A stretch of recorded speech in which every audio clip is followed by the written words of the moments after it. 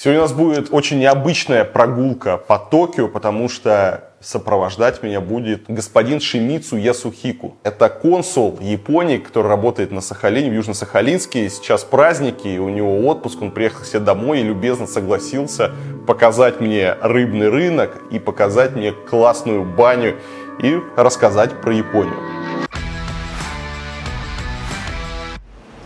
Что это такое? Собор Николая. Самая большая в Токио. Да, самый большой в Токио, православный церковь, да. И местные люди, русские люди собираются, да. Интересно, что в Японии есть своя православная церковь. Японская православная церковь была основана еще в 19 веке, и подчиняется она Московскому патриархату, то есть РПЦ. Октябрьский переворот и последующие за ним религиозные гонения привели к неразберихе в отношениях с зарубежными православными церквями. И сегодня японская православная церковь оказалась единственной, если не считать китайскую, но там у них еще все сложно, автономной православной церковью при РПЦ. То есть это храм для бизнесменов. Да. Для развития бизнеса. Так, кинуть деньги, поклониться, 2 раза хлопнуть, еще раз поклониться и можно уходить. То есть они деньги забирают и все, и ничего не дают взамен, даже нельзя внутрь посмотреть.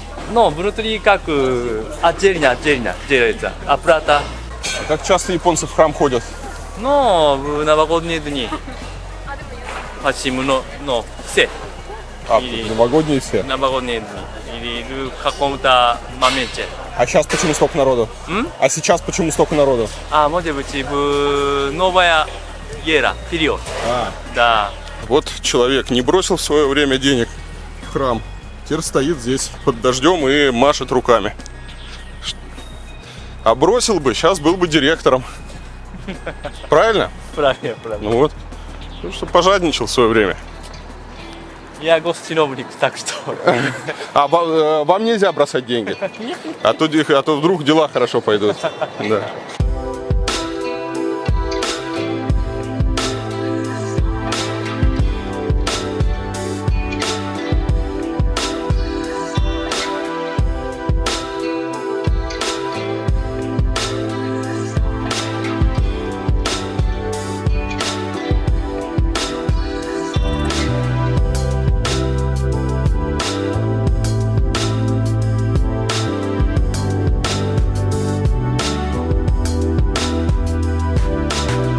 Итак, друзья, подъем в 5 утра и отправляюсь на рыбный рынок. Новый рынок расположен на насыпных островах на юге Токио. Рынком это назвать сложно, это скорее такие вот огромные выставочные павильоны, которые соединены переходами. Тут продают рыбу, овощи, здесь куча ресторанов и, конечно же, здесь есть специальный павильон, где продают тунец. Самые загруженные часы в работе рынка до 9-10 утра. Потом все уже подтягиваются проснувшиеся туристы, и оптовая торговля уступает место рознице и многочисленным ресторанчикам. А уже в час дня рынок закрывается до следующих утренних торгов, поэтому на рынок нужно рано-рано утром приезжать, чтобы посмотреть, как это на самом деле все происходит. Большой толстый тунец, который весит 200 килограмм, получается 350 тысяч рублей будет стоить. Как «Жигули», только на «Жигулях» можно ездить, а на тунце нельзя, потому что он умер. И сейчас этот тунец они его покупают и сразу развозят по ресторанам, да? Да. Может быть, сейчас попробуем совсем. Вчерашний, вчера не брат прита, биржа там. А, вчера рынок не работал. То есть сейчас тунец еще позавчерашний. Да, вчерашний неделю назад. Ну, что-то заморожено. Именно поймались неделю назад. 2 недели назад на океане. Да. Может, год назад, а кто его знает? Друзья, здесь же надо понимать то, что они продают замороженный тунец. Когда они его заморозили? Я один раз хотел есть, открыл морозилку, и у меня лежала пачка замороженных креветок, которые я заморозил 5 лет назад. Вот. Но они лежали новые упаковки. Я их открыл, сварил, как живые. То есть с ними за 5 лет вообще ничего не случилось. Какая разница? Поэтому здесь может быть тунец, который еще деды этого торговца заморозил. Ну, вот здесь вот около окошек, откуда видно этот рынок тунца, толпится куча туристов. В 5 утра сюда уже приходит народ, сложно подойти, посмотреть, поэтому если хотите посмотреть, нужно пораньше приезжать. И вот тут даже есть памятник тунцу.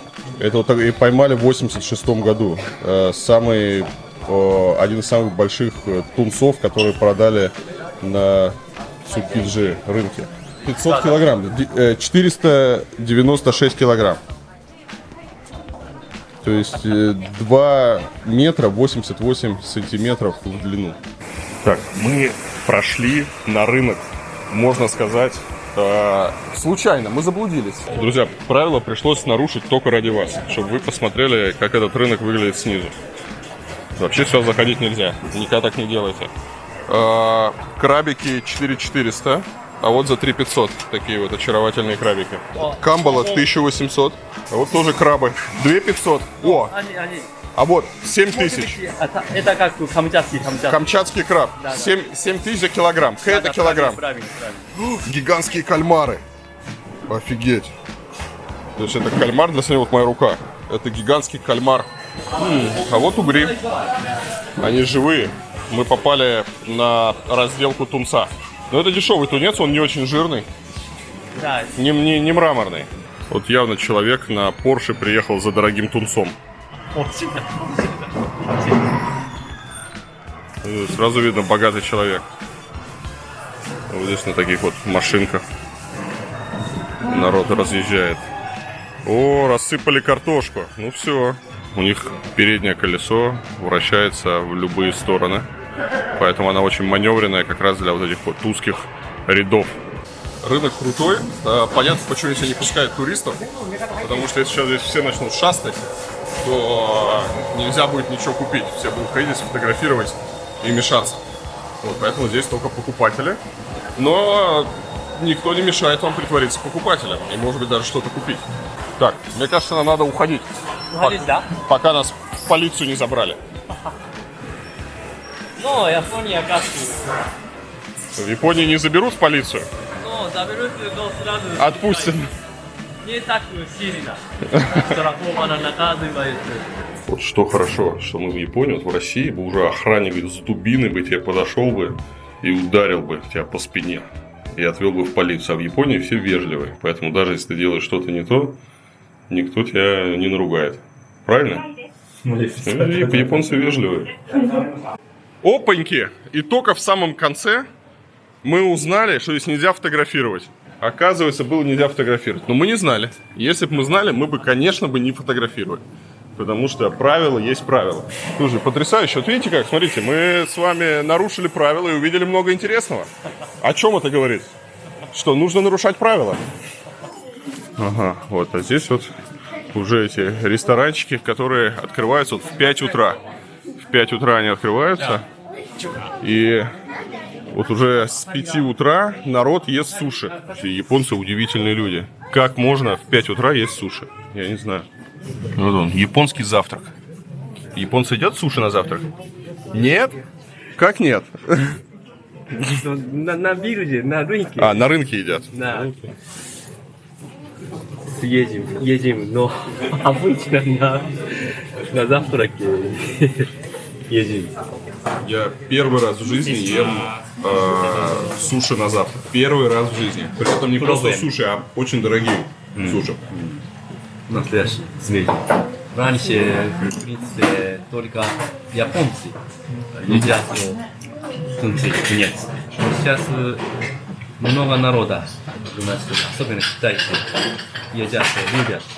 Нам здесь принесли 3 вида тунца. Самый дешевый, который я уже съел, средний, и самый дорогой, и самый жирный. Да, вот. Вот так вот они выглядят. Обычный, чуть-чуть жирный, очень жирный и очень дорогой. Но, что примечательно, вот как русские едят. Русские сначала невкусные, потом средние, а самое вкусное оставляют наконец.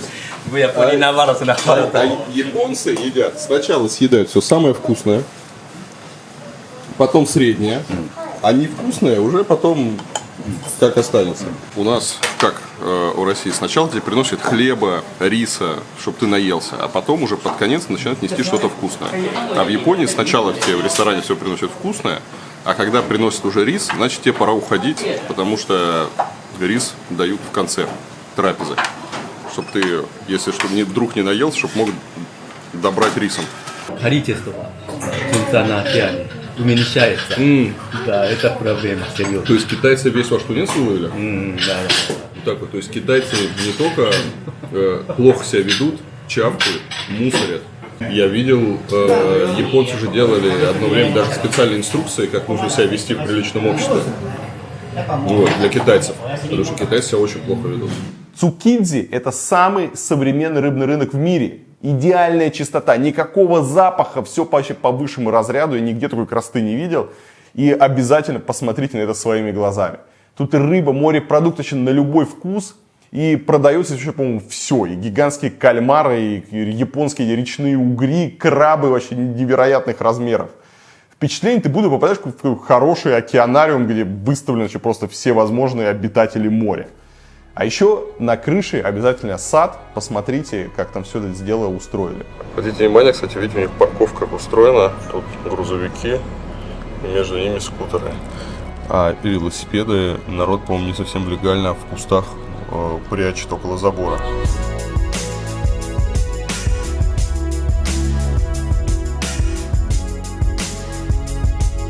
Эта линия автоматическая, и здесь ходят не по рельсам поезда, а они по такому бетонным дорожкам, и они на обычных колесах. И мы с вами все вот по этим насыпным островам. Вот это вот знаменитое здание Fuji, телекомпания Fuji, в общем, их местное телевидение. Вот, оно есть во многих книжках, построили его довольно давно, и это такой символ нового Токио в свое время стал. И, конечно, статуя свободы, маленькая уменьшенная копия, вот этот знаменитый мост. И отсюда как раз вот многие делают вот эти вот такие кадры. Вот этот один из таких знаменитых видов токийских.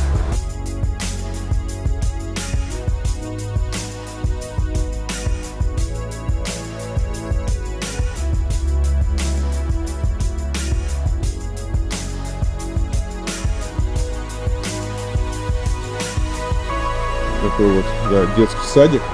У них тут маленькая горка со второго этажа, которая спускается в такой маленький лоток с песочком. Похоже, как у меня у кошки туалет такой вот примерно. А там вот такие вот коляски. Детский сад платный в Японии? Конечно, конечно. А бесплатного нет детского сада? Без такого места Как в нет. России? То есть... Ну, муниципальный очень дешево, да, но надо Но все равно платный. 50 тысяч йен. 50 тысяч Да, йен да. в месяц это минимально. Да. А частный сколько будет стоить? Частный, да? А, это частный 50 тысяч. Да. Да. А. Или иногда 100 тысяч йен. 100 тысяч йен Да, за да. детский сад. Да, очень дорого сейчас. Поэтому все заводят собак, а не детей.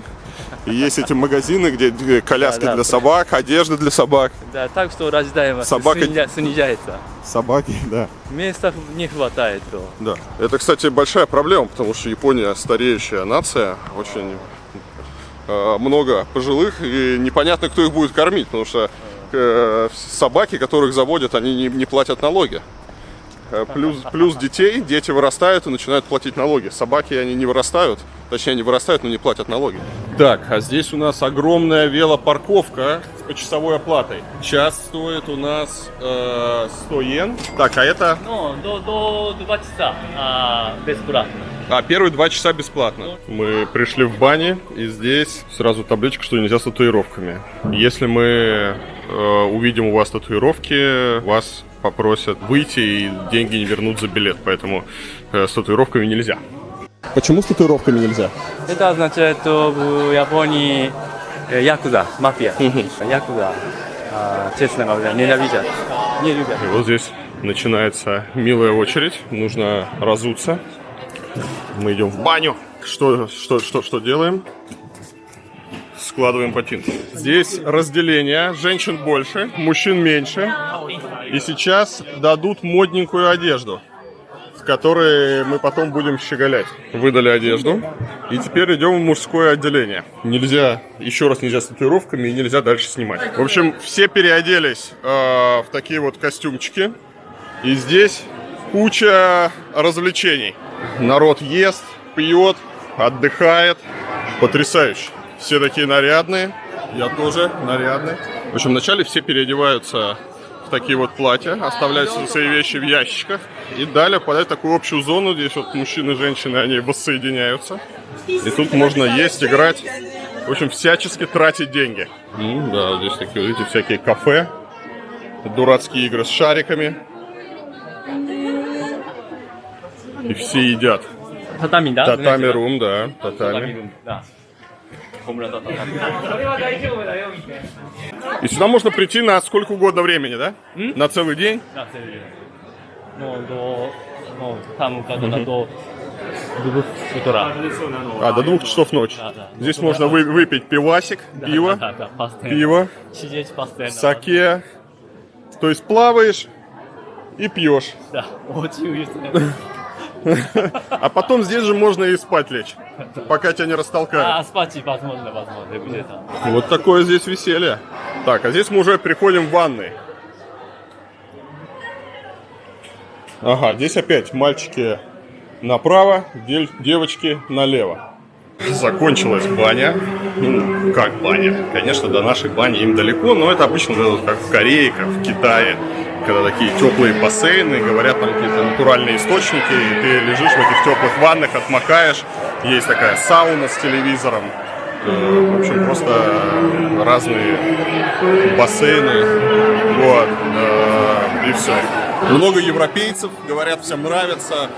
Но я все-таки считаю, что баня должна быть русской. Все остальное это жалкая подделка. А вот после бани девчонки, как и заказывали. Но в хорошем смысле этого слова. Они только вот радуют глаз на фоне золотой ширмы. Так, ну что, надо выпить теперь? Ну что, с пивом стала баня веселее. А наверху есть Не дешево. гостевые комнаты. Значит, вот самая крутая лакшери-рум с бассейном под открытым небом стоит в день 36, ну за ночь, 36 тысяч йен. Вот такая вот комната. 36 тысяч. Вот эта вот комната тоже с бассейном под открытым небом. Вот это вот стоит 32 тысячи йен. Потрясающе. Это для 2 людей на ночь с 5 вечера до 9 утра. То есть, если понравилось, можно переночевать. А вот в капсуле, вот можно в такой капсуле поселиться. Сколько капсула стоит?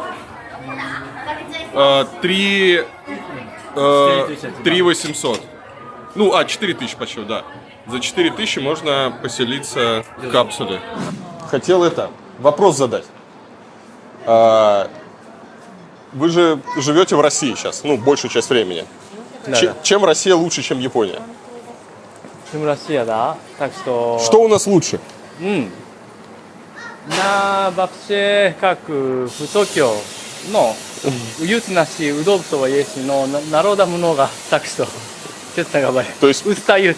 меньше людей. Меньше людей. Так, давайте по пункту, значит, первый пункт, меньше людей. Меньше людей. Так, давайте, второй.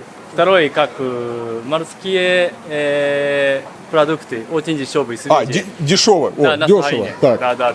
Это второй пункт, дешево. Дешево. Так, третий. Третий, да. Третий, как иностранная атмосфера. Очень уютно. Окей, хорошо. Да. Иностранная атмосфера. Да. Был третий пункт. Так, Хватает. четвертый. Хватит? Ну, давайте хоть 5 придумаем. 5, да. Но русские девушки, конечно же, Русские красивые. девушки. Хорошо, да, четвертый. Да, Четвертый, русские девушки. Так, И последний, Пятый. да. Русский народ очень симпатичный. И вежливо относится к Японии, японцам на Сахалине. окей. Хорошо. Так, все, 5. Больше нет. Сдали экзамен. Хорошо. Сдали экзамен. Окей. А что не нравится в России? Не нравится, да? Нет, ну не могу сказать. Всё. Не могу. Все нравится. Все остальное нравится. К сожалению, дипломатический этикет не позволяет. Только хорошее. Только хорошее.